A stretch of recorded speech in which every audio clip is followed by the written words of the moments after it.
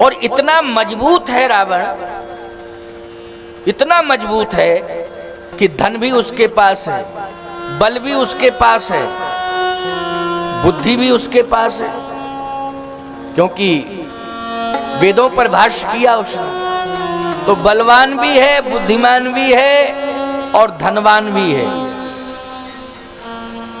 अब आप कहोगे महाराज कुलवान तो उत्तम कुल पुलस्त कर नाती, उत्तम कुल, इसका मतलब है रामायण में ही लिखा है उत्तम कुल पुलस्त कर नाती, उत्तम कुल में पैदा हुआ है, तो कुलवान भी है, बलवान भी है, धनवान भी है, बुद्धिमान भी है। ये राम का विपक्षी है। विपक्ष मजबूत होना चाहिए, वैसे क्यों नियमानुसार विपक्ष कमजोर नहीं होना चाहिए, विपक्ष मजबूत होना चाहिए। राम जी को जो विपक्ष मिला है वो बहुत मजबूत मिला है। रावण के पास सब कुछ है, सब कुछ होने के बाद भी उसने अपनी यात्रा प्रारंभ की। राम की यात्रा में और रावण की यात्रा में क्या अंतर है? विचारवान श्रोताओं, श्री राम की यात्रा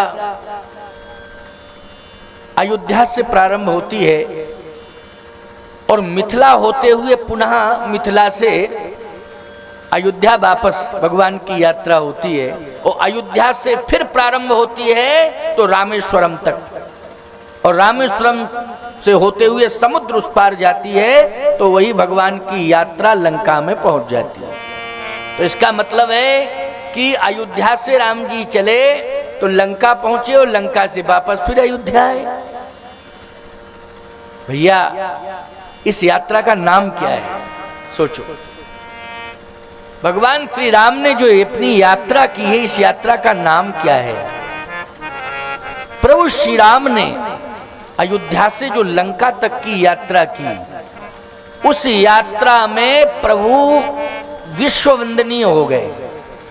बोलो, उस यात्रा के माध्यम से क्या हुए? विश्व वंदनीय।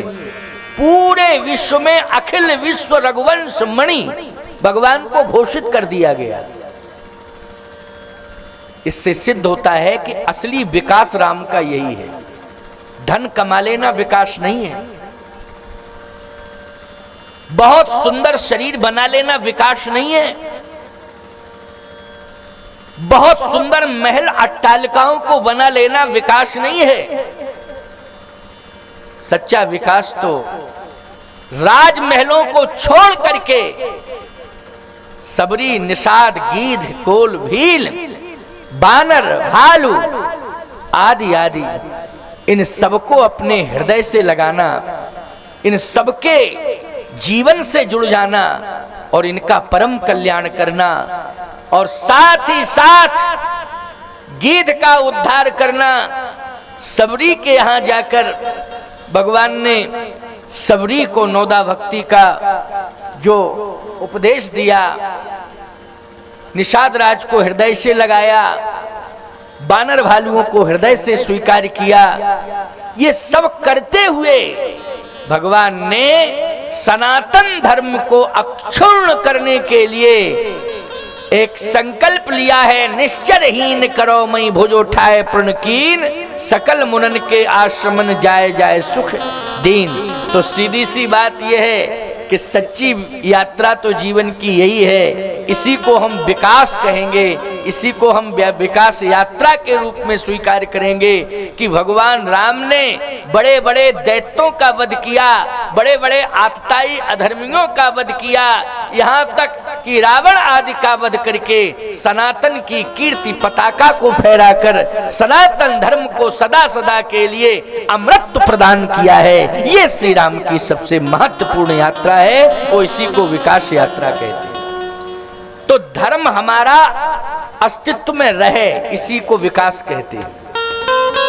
भवन ढह जाएगा, चाहे जितना मजबूत बनाओ, लेकिन उसकी एक सीमा है, उसको तो ढहना ही ढहना है। क्यों भाई?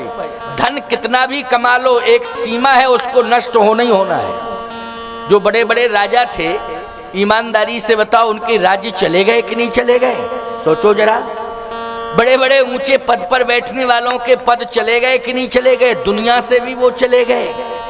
है। बड़ी बड़ी सत्ताएं थी जो प्रभाव में थी, वो अस्तित्वहीन हो गई कि नहीं हो गई? ये तो होता ही रहता है, लेकिन सच्चा विकास इसे नहीं कहा जाएगा। किला बना लेना सच्चा विकास नहीं है।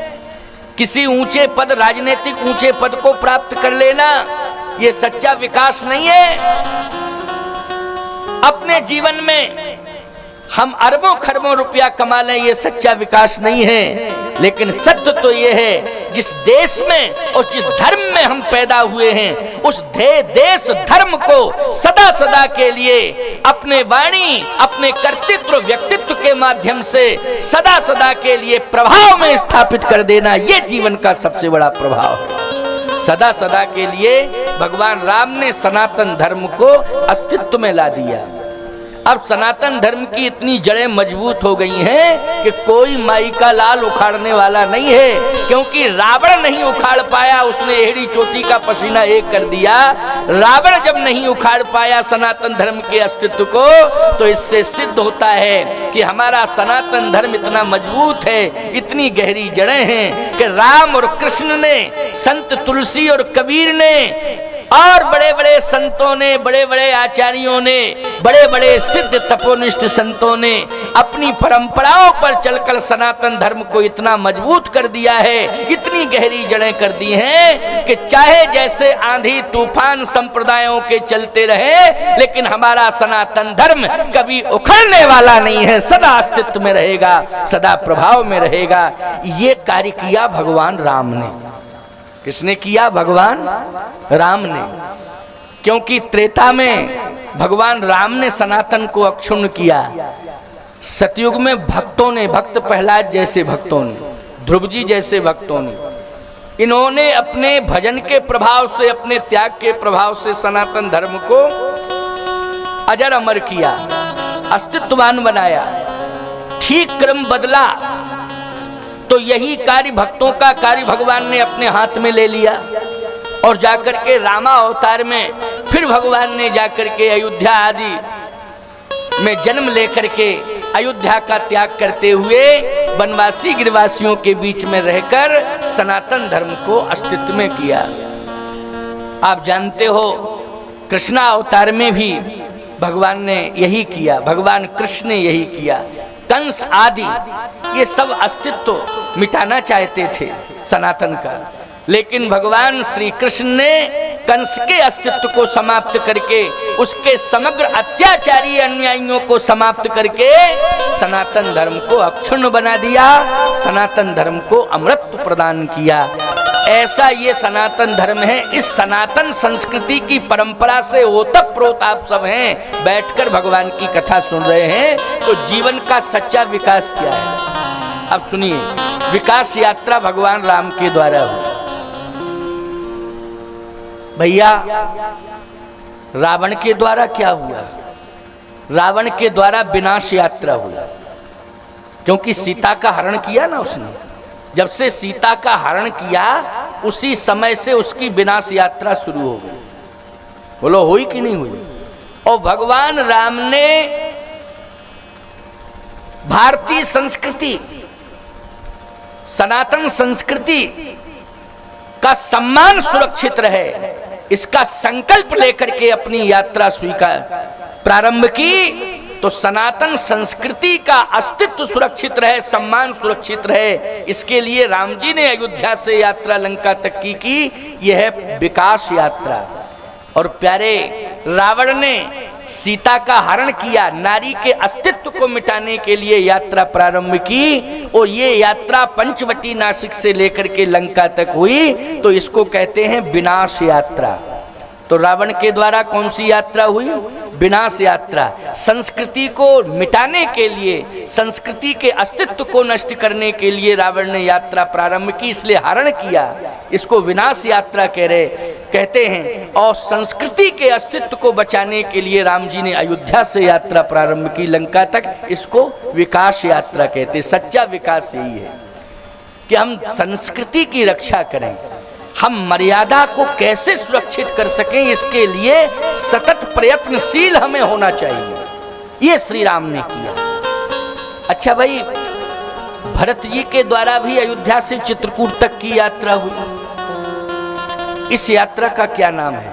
देखो, दो संत हैं, जैसे राम जी भगवान हैं और रावण अपने को स्वयंभू भगवान मानता है। भगवान तो वो भी मानता अपने को, रावण भी अपने को भगवान मानता है, लेकिन वो स्वयंभू भगवान मानता है। वो कहता है मैं भगवान हूं, सारी दुनिया मुझे भगवान माने।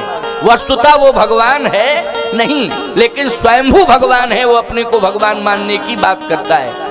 लेकिन भगवान श्री राम अपने को भगवान नहीं मानते हैं, लेकिन संत और शास्त्र और भक्त जितने भी हैं वो एक स्वर में कहते हैं, जग कारण तारण भव भंजन धरणी भार, कह तुम अखिल भुवन पति लीन मनुज अवतार।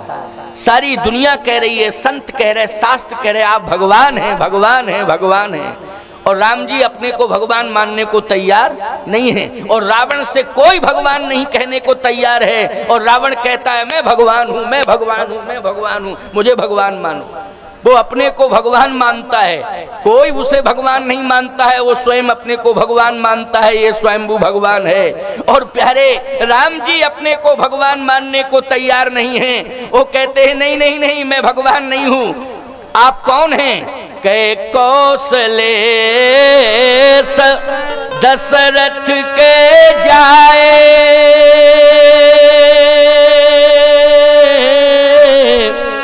हम पितु बचन मान बन आए। हम तो राजा दशरथ के बेटा हैं।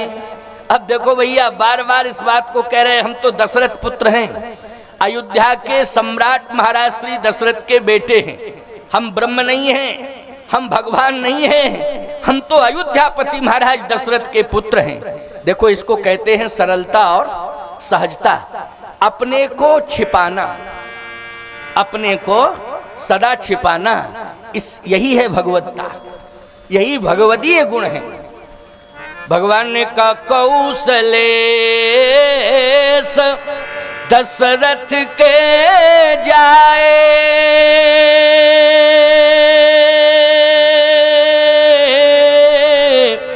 हम पितु वचन मान बन आए।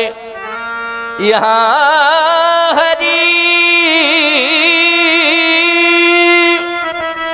निश्चर वैदेही,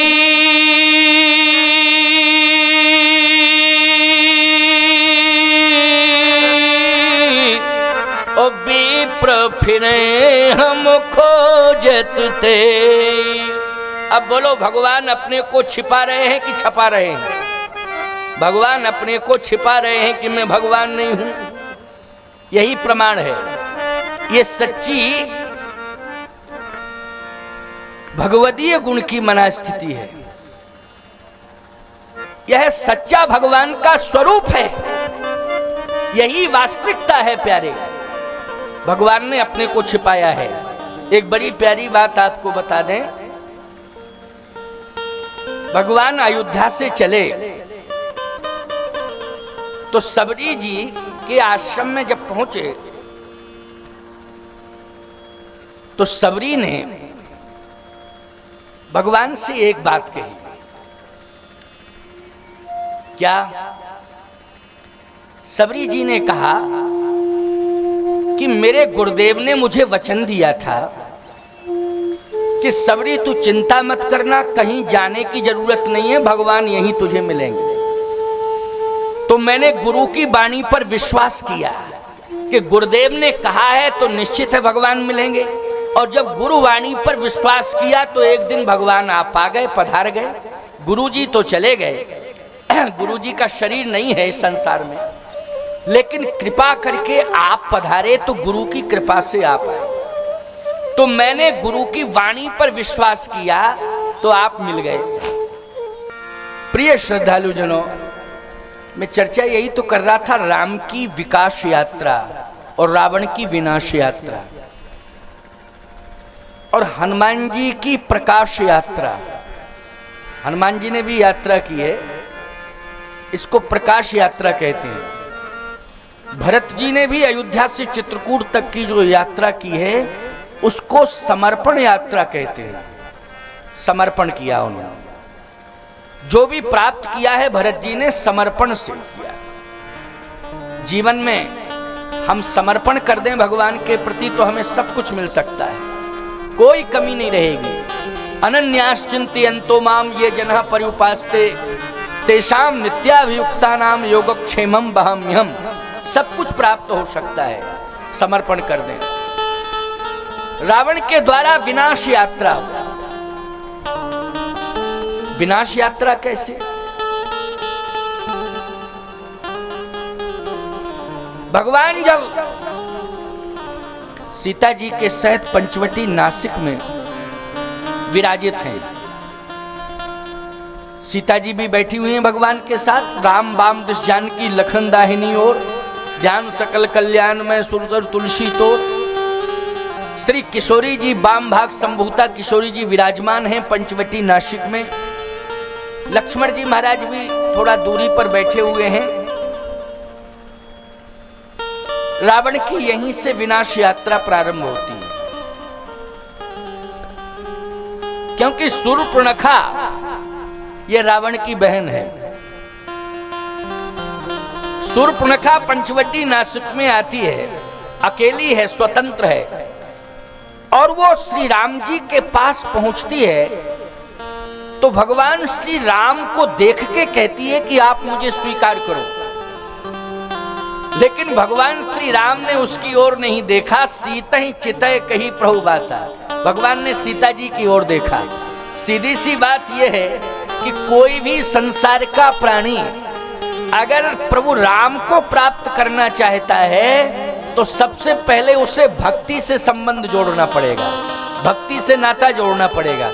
और सीता जी साक्षात भक्ति है, बोलो है कि नहीं? ज्ञानियों की दृष्टि में सीता जी मुक्ति हैं, और भक्तों की दृष्टि में सीता जी भक्ति हैं, और वेदांतियों की दृष्टि में सीता जी शांति है। ये तीन स्वरूप हैं सीता जी के। फिर सुन लो एक बार। ज्ञानियों की दृष्टि में सीता जी मुक्ति हैं, वेदांतियों की दृष्टि में सीता जी शांति हैं, और भक्तों की दृष्टि में सीता जी भक्ति है। तो भगवान राम को देख करके शूर्पणखा कहती है कि आप मुझे स्वीकार करें। भगवान राम ने देखा नहीं, सीता ही चितय, सीता जी की ओर देखा। इसका सीधा सा अर्थ है कि सीता जी भक्ति हैं। क्या है? सीता जी भक्ति हैं।